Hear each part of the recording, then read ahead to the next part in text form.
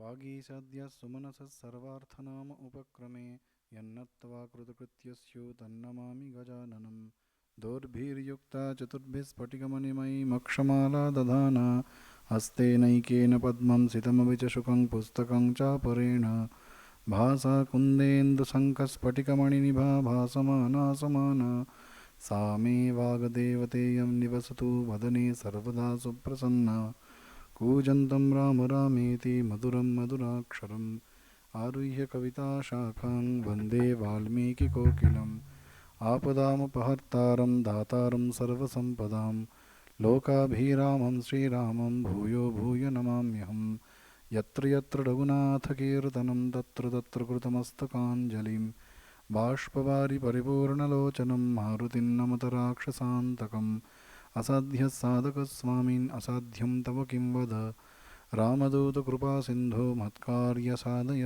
प्रभो ॐ स्थापकाय च धर्मस्य सर्वधर्मस्वरूपिणे अवतारवरिष्ठाय रामकृष्णाय ते नमः। जानकीं राधिकां रूपधारिणीं सर्वमङ्गलां चिन्मयीं वरदां नित्यां शारदां मोक्षदायिनीं। नमस्कार। শ্রীরামের অনুধ্যান বাল্মীকি রামায়ণ কথা আজকে ৯১তম পাঠ ও আলোচনা। আজকে একটি বিশেষ দিন, অক্ষয় তৃতীয়া। আমাদের শাস্ত্রে বা যে তিথি আমরা পালন করি, কোনো একটি তিথিতে যদি সবথেকে বেশি ঘটনা ঘটে থাকে সেটি হচ্ছে এই অক্ষয় তৃতীয়া। অনেক গুরুত্বপূর্ণ ঘটনা এই তিথিতে ঘটেছে, সুতরাং এটি একটি শুভ দিন। আগের সপ্তাহে আমরা রামায়ণে আলোচনা করছিলাম যে ভরত তিনি যুক্তি দেখাচ্ছেন শ্রীরামচন্দ্রকে, কিন্তু শ্রীরামচন্দ্র ভরতের যুক্তিতে এতটুকু বিচলিত হলেন না। তথাভিরাম ভরতেন তামত্যা প্রসাদ্যমান শিরসা মহীপতি নচৈব চক্রে গমনায় সত্ত্ববান মতিম পিতুস্তদ বচনে প্রতিষ্ঠিতঃ। বাল্মীকি বলছেন যে অবনত মস্তকে শ্রীরামের প্রসন্নতা প্রার্থনা করছেন, মাথা নিচু করে শ্রীরামকে প্রসন্ন করার চেষ্টা করছেন ভরত, কিন্তু শ্রীরামচন্দ্র তিনি পিতৃসত্য পালনে এতটাই দৃঢ় যে তিনি অযোধ্যায় প্রত্যাবর্তন করতে চাইলেন না, রাজি হলেন না, সম্মত হলেন না। বাল্মীকি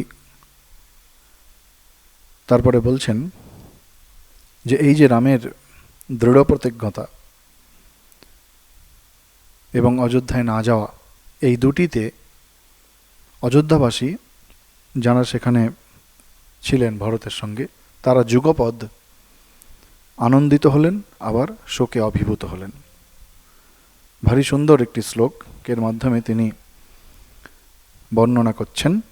তদদ্ভুতম স্থৈর্যমবেক্ষ্য রাঘবে সমম জনো হর্ষমবাপ দুঃখিতঃ নয়াত্যয়োধ্যামিতি দুঃখিতো ভবত স্থির প্রতিজ্ঞত্বম অবেক্ষ্য হর্ষিতঃ। তদ অদ্ভুতম স্থৈর্যম অবেক্ষ্য, অদ্ভুত এক দৃঢ়তা, মানে এইরকম অদ্ভুত দৃঢ়তা, অভূতপূর্ব দৃঢ়তা আগে কখনো দেখা যায়নি কারোর মধ্যে, যে এত অনুরোধ উপরোধ যুক্তি দেখানোর পরেও, কাকুতি মিনতি করার পরেও তিনি নিজের প্রতিজ্ঞায় স্থির। অদ্ভুতম স্থৈর্যম অবেক্ষ্য, ওই স্থিরতা দৃঢ়তা দেখে, কার না শ্রীরামচন্দ্রের দেখে, সমং জন হর্ষমবাপ, ওই অযোধ্যাবাসী জানা ছিলেন তারা প্রথমে আনন্দিত হলেন। এই ভেবে কি অদ্ভুত ধৈর্য, কি অদ্ভুত দৃঢ়তা।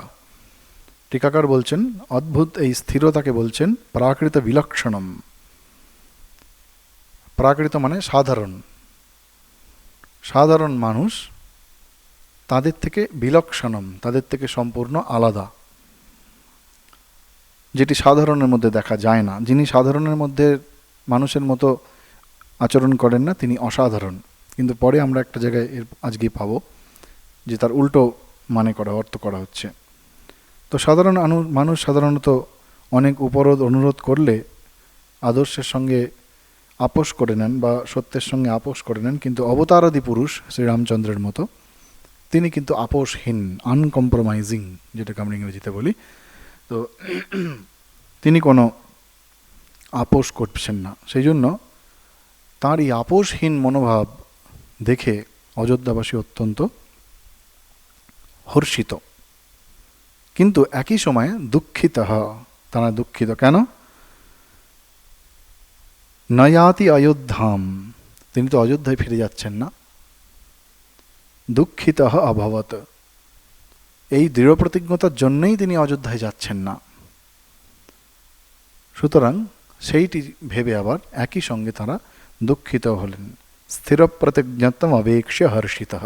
সো সেই জন্য একই সঙ্গে দুই রকমের, তার স্থির প্রতিজ্ঞতা দেখে, ধৈর্য দেখে তারা আনন্দিত হচ্ছেন, আবার অযোধ্যায় না যাওয়ার জন্য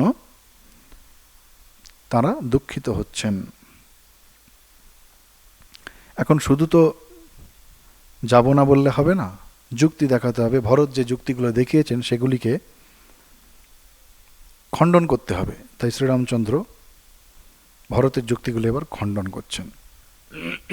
প্রথমে যেমন ভরত শ্রীরামচন্দ্রের প্রশংসা করেছিলেন যে আপনি আমাদের সকলের থেকে অতি উচ্চে অবস্থিত, আপনি আমাদের মতো নন, আপনার স্থান অতি উচ্চতে, উচ্চাসনে, আপনি সুখ দুঃখ দ্বারা প্রভাবিত হন না আমাদের মতো। তেমনি শ্রীরামচন্দ্র প্রথমে কৈকেয়ীর প্রশংসা করলেন,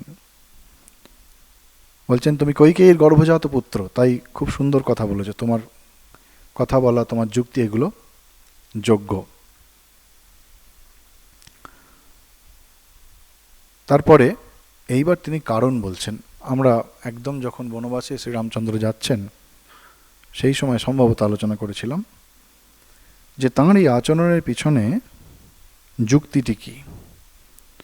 বলছেন পুরা ভ্রাতঃ পিতা নহ স মাতরম তে সমুদ্বহম মাতামহে সমাশ্রৌষিদ রাজ্য শুল্কম অনুত্তমম। বাল্মীকি এখানে একটি অত্যন্ত গুহ্য কথা, গোপন কথা তিনি এখানে প্রকাশ করছেন যে শ্রীরামচন্দ্র জানতেন যে দশরথ কৈকেয়ীকে বিবাহ করার কালে কৈকেয়ীর পিতা কেকয়রাজ তাকে রাজ্য শুল্ক হিসেবে কথা দিয়েছিলেন যে কৈকেয়ীর পুত্রকেই তিনি রাজ্য দান করবেন। এটি শ্রীরামচন্দ্র জানতেন। তার মানে রামকে রাজা করার সিদ্ধান্তের আগেই রাম এটি জানতেন। সুতরাং তিনি সব জানতেন, কিন্তু কখনোই তিনি সেটি প্রকাশ করেননি এর আগে। শুধু ভরত এখানে অত্যন্ত অনুরোধ উপরোধ করছে বলে শ্রীরামচন্দ্র প্রকাশ করলেন যে এই রাজ্যদানের প্রতিশ্রুতি পিতা দশরথ দিয়েছিলেন। আর কি? দ্বিতীয়টি, দেবাসুরে চ সংগ্রামে জনন্যৈ তব পার্থিব সম্প্রহিষ্টৌ দদৌ রাজা বরমারাধিত প্রভু। রাজা যখন ওই দৈবাসুর সংগ্রামে বিপন্ন হয়েছিলেন, আহত হয়েছিলেন, তখন তার সেবা করে তাকে সন্তুষ্ট করে কৈকেয়ী দুটো বর আদায় করেছিলেন, দুটি বর দান করেছিলেন দশরথ কৈকেয়ীকে। এটি আমরা পেয়েছি আগে। তো এই যে দুটি ঘটনা, এটি শ্রীরামচন্দ্র জানতেন। সুতরাং যে কোনো কার্যের যেমন কারণ থাকে, এই যে বনবাসে আসারূপ কার্য, এর পিছনের যে কারণ কি, কেন শ্রীরামচন্দ্র রাজি হলেন, এবং সেই যুক্তিটি এখন তিনি ভরতকে দেখাচ্ছেন, এটির মধ্যে একটা যোগসূত্র আমরা পাই। যিনি কার্য এবং কারণ কোনো দুটির দ্বারাই প্রভাবিত হন না, তিনি স্থিরপ্রজ্ঞ বা স্থিরপ্রতিজ্ঞ বা স্থিতপ্রজ্ঞ, তিনি হচ্ছেন শ্রীরাম। তিনি অভিভূত হননি, প্রভাবিত হননি। তাই বলছেন দৌ বরৌ বরবর্ণিনী, দুটি বর চেয়েছিলেন। কি সেই দুটি বর? তব রাজ্যম নরব্যাঘ্র মম প্রব্রাজনম তথা, তোমার রাজ্যলাভ, আমার বনবাস গমন। এই দুটি বর রাজা দিয়েছিলেন। এখন বর দিলে, কথা দিলে কথা রাখতে হয়। ন্যায়শাস্ত্র অনুযায়ী 5টি বিশেষ সময়ে যদি কেউ কথা দিয়ে থাকে, সেই কথা যদি না রাখে তাহলে সেটি পাপ নয়। যেমন বিবাহকালে, প্রাণ সংশয় হলে, ব্রাহ্মণকে রক্ষা করার ক্ষেত্রে, বা ধন সম্পত্তি সব কিছু কেউ অপহরণ করে নিয়ে চলে গেলে, এরকম 5টি অবস্থা, যে অবস্থায় যদি কেউ মিথ্যা কথা বলে, অর্থাৎ যে কথা বলে সেই অনুরূপ ব্যবহার না করে, তাহলে পাপ হয় না। ন্যায়শাস্ত্র এটি বলছে। শ্রীরামচন্দ্র সেটা জানেন, কিন্তু তবুও তিনি ওই ব্যতিক্রমী নিয়মকে মানতে চান না।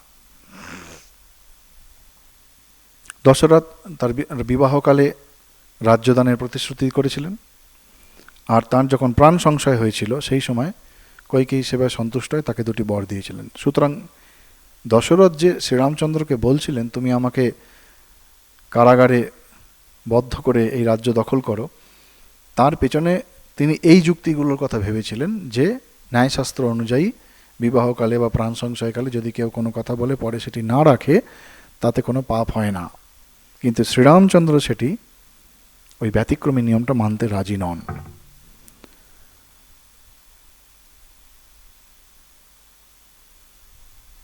সেই জন্য শ্রীরামচন্দ্রের জন্মের পরে হয়তো দশরথ ভুলে গিয়েছিলেন, এমনও হতে পারে। কিন্তু রামচন্দ্র কোনোভাবেই তিনি আপোষ করবেন না। কেন করবেন না? কারণ তিনি হচ্ছেন অবতার পুরুষ। তিনি যেরকম আচরণ করবেন সাধারণ মানুষ তাকে অনুসরণ করবে। মম বর্তমানুবর্তন্তে মনুষ্যা পার্থ সর্বশঃ। শ্রীকৃষ্ণ বলছেন, ভগবান শ্রীকৃষ্ণ গীতাতে, যে আমি যেরকম যে পথ অনুসরণ করি, মানুষও আমাকে সেই পথ অনুসরণ করে, আমাকে সেইভাবে অনুসরণ করে। তাই পিতার বলছেন, রামশ্রী জন্য বলছেন, পিতার সেই পিতৃরক্ষা পালন করার জন্যই আমি বনবাসে যুক্ত হয়েছি। তুমিও সেই পিতৃবাক্য সত্য পালন করার জন্যই তুমিও রাজ্য দখল করে, রাজ্য গ্রহণ করে, সিংহাসন গ্রহণ করে তুমি রাজ্য পালন করো। প্রথম যুক্তি দেখালেন। এবং রাজাকে ঋণ মুক্ত করো। এখন পিতাকে ঋণ মুক্ত করো। ঋণোন্মোচয় রাজানম, ঋণান্মোচয় রাজানম, রাজাকে ঋণ মুক্ত করো। এরপর দ্বিতীয় যুক্তি দেখাচ্ছেন, যেখানে ভরত পুত্র হিসাবে বলেছিলেন শ্রীরামচন্দ্রকে যে পুত্র হিসেবে তার দায়িত্ব পিতা যদি কোনো অন্যায় করে সেই অন্যায়কে প্রতিকার করা, তবেই পিতার সদ্গতি হয়। সেই যুক্তিকে এখানে খণ্ডন করছেন শ্রীরামচন্দ্র। কি বলছেন? পুত্র কাকে বলে, কেন পুত্র কথাটি এসছে আমরা আগেও আলোচনা করেছিলাম। পুন্নামো নরকাদ্যস্মাৎ পিতরন্ত্রায়তে সুতঃ তস্মাৎ পুত্র ইতি প্রোক্তঃ পিতৃণ্যঃ পাতি সর্বতঃ। পুন্নামো নরকাৎ, পুত নামক এক নরক, যে নরক থেকে যস্মাৎ পিতরন্ত্রায়তে সুতঃ, যে পিতাকে ত্রাণ করে, ত্রায়তে, তস্মাৎ পুত্র ইতি প্রোক্তঃ, তাকেই পুত্র বলা হয়। পিতৃণ্যঃ পাতি সর্বতঃ, তিনি পিতৃপুরুষকে সর্বতভাবে রক্ষা করেন ওই পুত নামক নরকগামী হওয়ার থেকে, তাকেই পুত্র বলা হয়।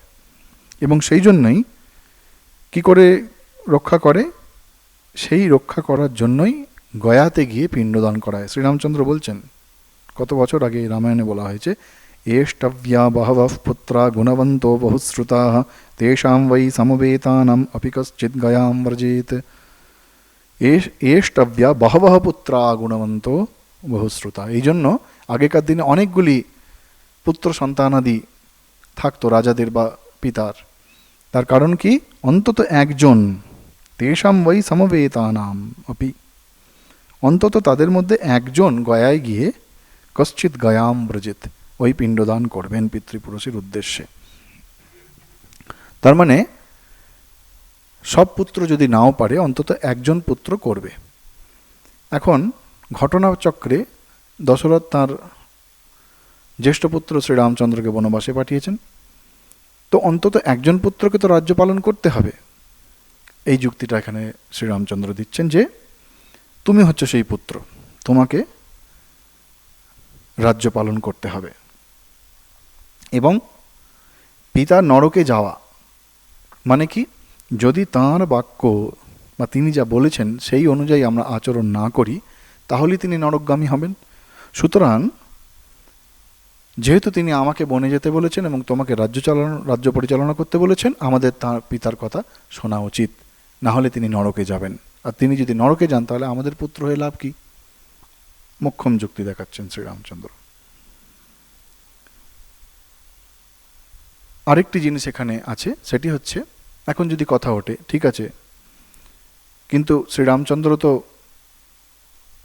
দশরথ তো শ্রীরামচন্দ্রকে সিংহাসনে বসতেও বলেছেন, তিনি নিজের ভুল বুঝতে পেরেছেন, একদম শেষ মুহূর্তে তো বলেছেন, কিন্তু কোনটি আগে করেছেন?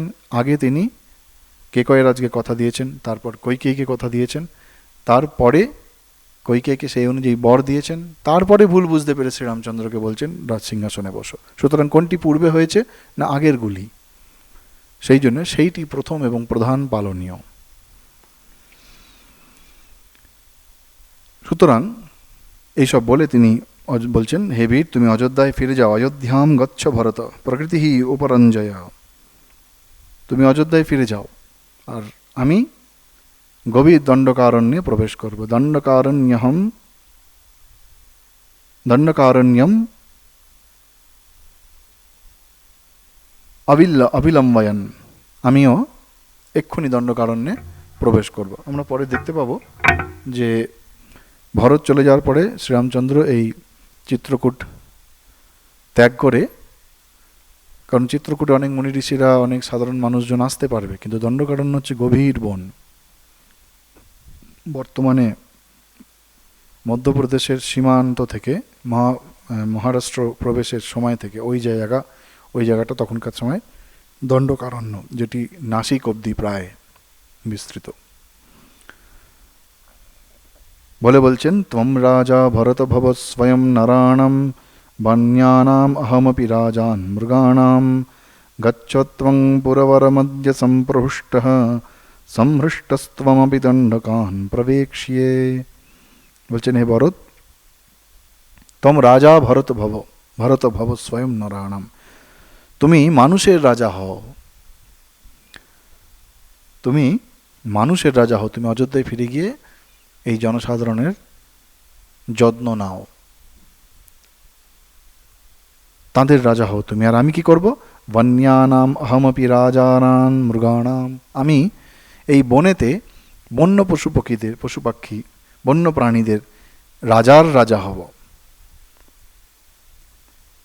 এখানে টিকাকার বলছেন, বন্য পশু পাখিদের রাজা হওয়ার মাধ্যমে ভবিষ্যতে যে ওই সুগ্রীবের সঙ্গে মিত্রতা হবে, বালিবধ হবে এবং সমস্ত বানর সৈন্য, তাদের রাজা হবেন শ্রীরামচন্দ্র। রাজা সুগ্রীব হবেন, কিন্তু তাদের রাজার রাজা, বানরের রাজাকে সুগ্রীব, তার রাজা হচ্ছেন শ্রীরাম। বলছেন টিকাকার বলছেন, বন্যানাইতি অনেনা ভাবিবান রাজাধিপতি ইত্যাদি সূচিতম যদ্বা ভাবি সুগ্রীব রঞ্জন বালি বধাদীনাম বীজন্যাস অয়ম। ভবিষ্যতে সুগ্রীবের সঙ্গে বন্ধুত্ব হবে এবং বালিকে বধ করবেন, এবং বানরদের রাজা হবেন সুগ্রীব, তার রাজা হবেন শ্রীরামচন্দ্র।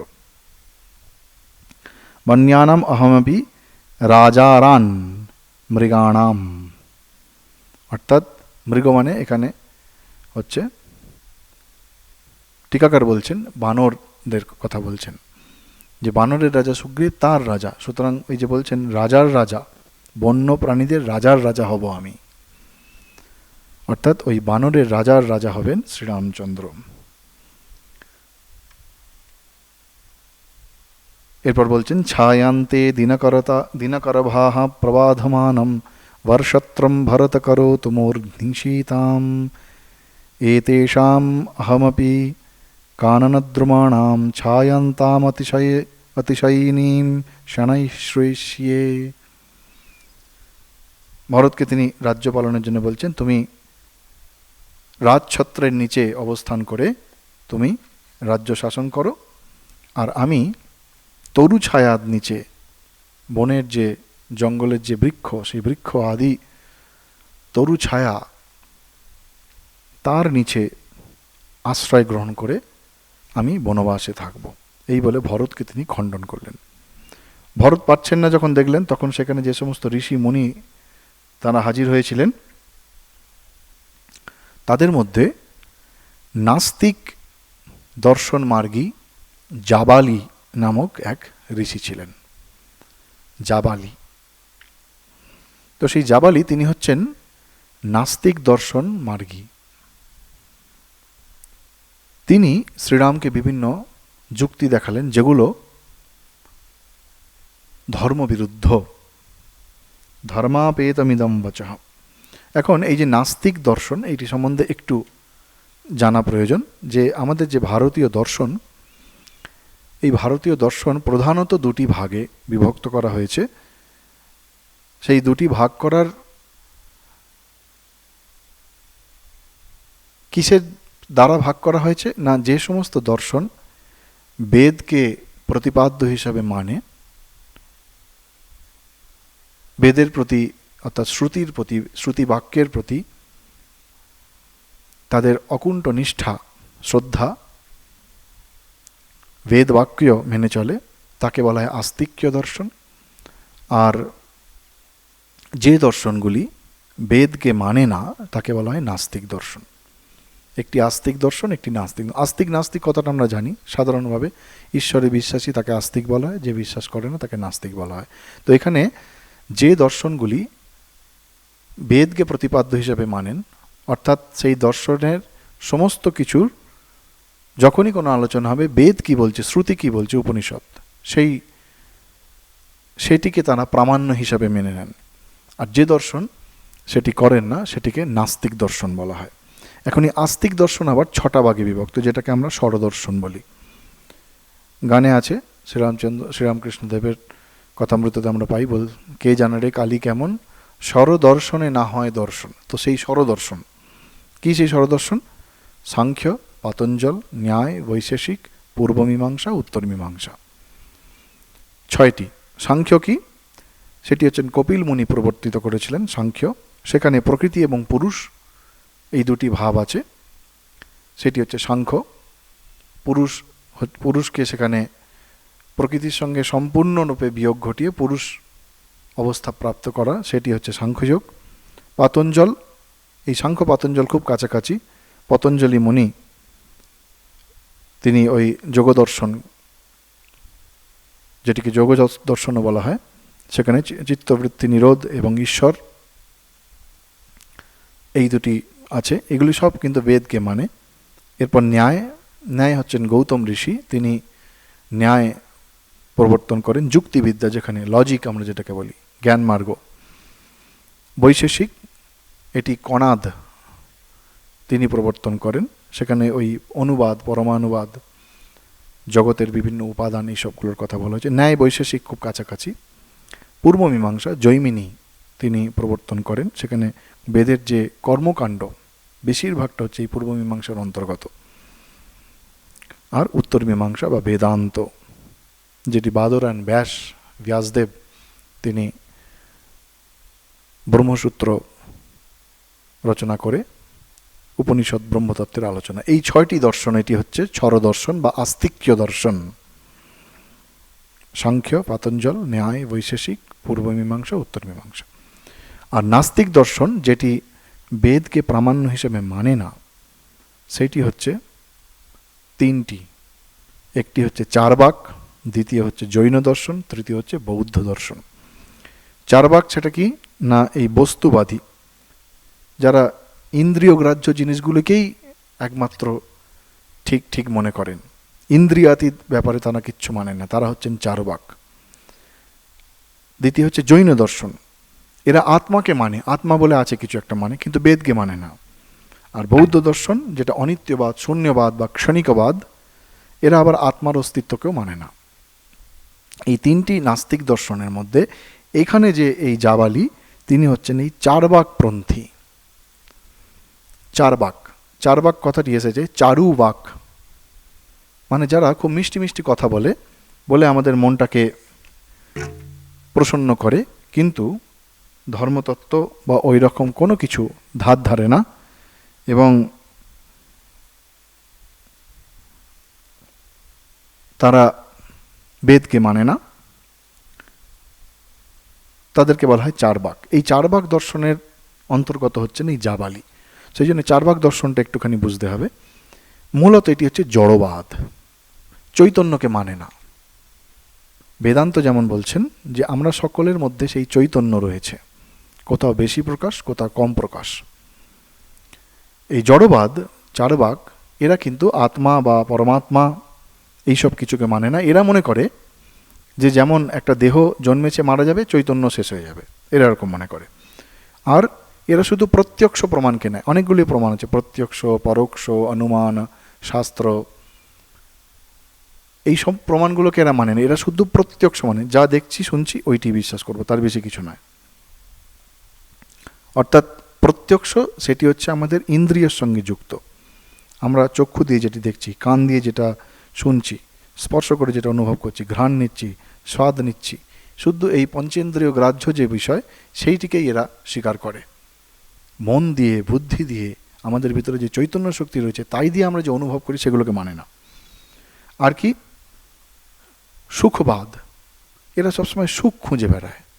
আমরা যদি আজকের দিনেও আমরা খেয়াল করি, এই দর্শন,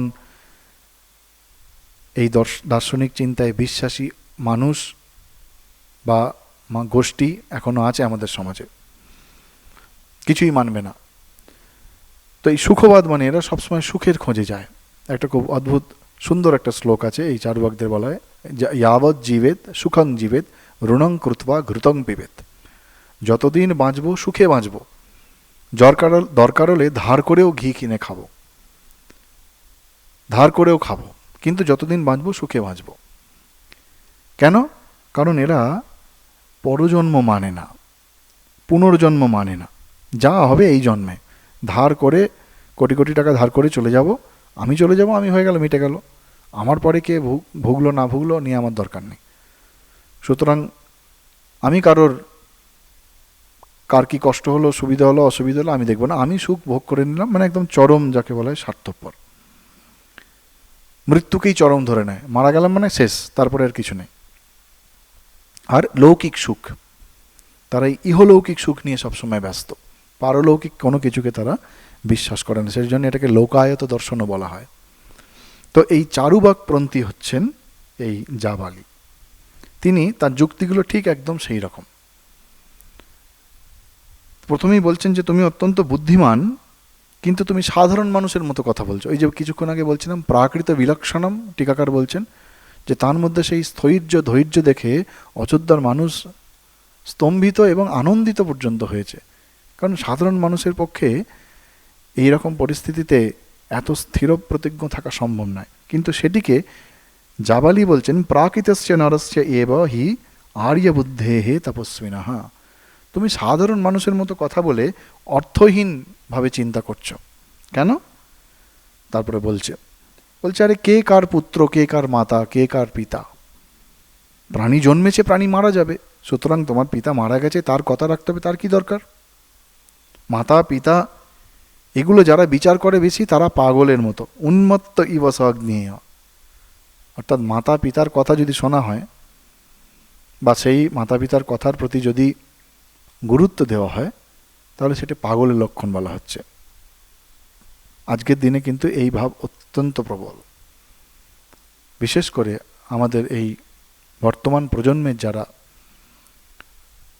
যারা দেশের ভবিষ্যৎ, শিশুরা বড় হচ্ছে, স্কুলে কলেজে পড়ছে, তাদের মধ্যে এই ভাব অত্যন্ত প্রবল। স্বাধীনতার নাম করে যা তা কিছু। তো বলছে পাগল, বলছে এই পিতা মাতা দ্বারা কখনো আসক্ত হয়েও না। জীবনে চলার পথে এই পিতা মাতা এরকম অনেক সম্বন্ধ আসবে, এগুলো আসবে যাবে। সুতরাং তুমি এই এত কষ্ট টষ্ট করো না। তুমি এই রাজ্য পরিত্যাগ করে কেন দুঃখের জীবনযাপন করতে চাইছো? রাজ্য ভোগ করো, সুখ ভোগ করো। ওই চার বাকের কথা। নিজে অভিষিক্ত হও এবং অযোধ্যার অধিপতি হয়ে তুমি সুখ ভোগ করো। বলছেন নতে কশ্চিৎ দশরথ তম চ তস্য চ কশ্চন, মানে দশরথ তোমার কেউ নন, তুমিও দশরথের কেউ নয়। তিনি একজন আলাদা মানুষ, তুমি একজন আলাদা মানুষ, সুতরাং তার জন্য তোমার এত কিসের দরকার? তিনি তার কর্ম করেছেন, চলে গেছেন। পিতা মাতা তারা তোমার জন্মের কারণ, তারা এক যে আজ আছেন কাল নেই, সুতরাং তার নিয়ে এত চিন্তাভাবনা তোমার করতে কে বলেছে? তিনি চলে গেছেন, তিনি কি কথা দিয়েছেন, তিনি কি সত্য প্রতিজ্ঞা, সেসব তোমার কিছু চিন্তা করার দরকার নেই। তোমাকে যা বলা হচ্ছে তুমি তাই করো, তোমাকে যা বলা হচ্ছে তুমি তাই করো। অন্য রাজা ত্বম অন্যস্তু তসমাৎ কুরু যদ উচ্যতে, তোমাকে যা বলা হচ্ছে তুমি তাই করো। অধর্ম পরা এ তাং স্তান শোচামি নেতরান, অর্থাৎ যারা সুখ পেয়ে ত্যাগ করে তাদের জন্য দেখে আমার কষ্ট হয়, জাবালি বলছে। কারণ ত্যাগের জীবন তো দুঃখময়। উপনিষদ বলছে ত্যাগে নৈক অমৃতত্ব মানসুহ, এর তো অমৃতত্ব মানেই না। এই জন্ম আছে, ভোগ করে নাও, চলে যাও। ত্যাগ করে দুঃখ ভোগ করার কি দরকার? সেই কথাই বলছেন। ত্যাগীর জীবনে কেবল দুঃখ আছে। তেহি দুঃখম ইহ প্রাপ্য বিনাশম প্রেত্য লেভিরে, যে ত্যাগ করে সে বিনা কারণে দুঃখ পায়। সুতরাং তুমি ত্যাগ করো না। যারা এইসব বিভিন্ন রকম তপস্যা, দান, ধ্যান, দীক্ষা গ্রহণ ইত্যাদি সব করে, তারা কিছু নয়, জীবনে শুধু দুঃখ ভোগ করে। সুতরাং তোমার ওইসবের মধ্যে পড়ে লাভ নেই। তুমি রাজ্য ভোগ করো, আনন্দ করো, মানুষের সঙ্গে থাকো, ব্যাস উপভোগ করো বলে একদম শেষে বলছেন এই জাবালি, यनास्ति परमित्येतद् कुरु बुद्धिं महामते प्रत्यक्षं तिष्ठ परोक्षं पृष्ठतः कुरु। আমরা যেটা বললাম প্রত্যক্ষ যেটি ইন্দ্রিয় গ্রাহ্য যেটি শুদ্ধ সেইটিকে এরা গ্রহণ করে। বলছেন হে মহামতে, জেনে রাখো পরলোক বলে কিছু নেই, যা কিছু আছে এই ইহলোকে আছে, যা সুখ এই ইহলোকে আছে, সুতরাং এখানে সুখ ভোগ করো। প্রত্যক্ষং তিষ্ঠ, যেটি প্রত্যক্ষ, যেটি তুমি তোমার চক্ষু, কর্ণ ইত্যাদি পঞ্চেন্দ্রিয় দ্বারা উপভোগ করতে পারছ, সেইটিকেই শুধু গ্রহণ করো। অর্থাৎ বুদ্ধি দিয়ে, বিবেক দিয়ে তুমি বিচার করে যে বলছো এই পিতৃসত্য আমার পালন করা উচিত, ওইসব ফালতু, বেকার। সুতরাং শুদ্ধ প্রত্যক্ষ বিষয়টিকে গ্রহণ করো। পরোক্ষম পৃষ্ঠতঃ কুরু, পরোক্ষ ইত্যাদি যা বাকি প্রমাণ আছে সেগুলিকে ত্যাগ করো, নিক্ষেপ করো। পৃষ্ঠতঃ কুরু, নিক্ষেপ করো। একদম চারবাক দর্শনের মূল কথা এটি। শ্রীরামচন্দ্র সব শুনলেন, তিনি কারণ অসম্মান করেন না, কিন্তু তিনি একই সঙ্গে সত্যপরায়ণ, সত্যপরাক্রম, শাস্ত্রজ্ঞ, ধর্মজ্ঞ। সুতরাং তিনি শুনেও তার বুদ্ধি কিন্তু বিভ্রম হলো না। বলছেন সুক্তিয়া বুদ্ধি অবিপ্রতিপন্নয়া। বিপ্রতিপন্ন মানে যেখানে বুদ্ধি ভ্রষ্ট হয়, কিন্তু তার মধ্যে কোনো বুদ্ধি ভ্রষ্ট হলো না। তিনি জাবালির কথায় তার বুদ্ধি বিভ্রম হলো না, কিন্তু তাকে তো যুক্তি দেখাতে হবে। এবং একদম প্রথম কথাতেই মানে জাবালিকে একদম, যেন আমরা কথা একটা বলি না, চর হাতেও মারা যায়, মুখেও মারা যায়। তো জাবালিকে এমন বললেন যেন একটা চপেটাঘাত, চড় মারার মতো। কি বলছেন? ভবান মে প্রিয় কামার্থম বচনম যদি হোক্তবান অকার্যম কার্য সংকাশম অপথ্যম পথ্য সন্নিভম। বলছেন বিপ্রবর, ভবান মে প্রিয় কামার্থম বচনম যদিহ উক্তবান, আপনি আমার প্রিয় করার জন্য, মঙ্গলের জন্য যা যা বললেন তা আসলে সেটি অকার্যম, কার্য সংকাশম, সেই কথাগুলি করণীয় মনে হলেও অকরণীয়। অর্থাৎ আপনার এই মিষ্ট মিষ্ট কথাগুলি শুনতে বেশ ভালো মনে হয় করি, কিন্তু সেটি করণীয় নয়।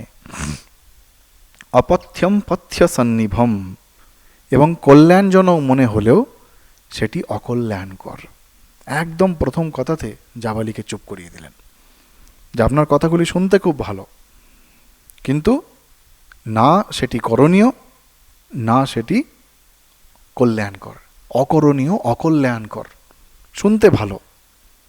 কেন? এর পরের দিন আরও যুক্তি দেখিয়ে তাকে তার সমস্ত জাবালির সমস্ত কথাগুলিকে তিনি খণ্ডন করছেন কিভাবে, সেই কথা আলোচনা করব। ওম শান্তি শান্তি শান্তি। হরি ওম তৎসদ। শ্রীরামকৃষ্ণার্পণমস্তু।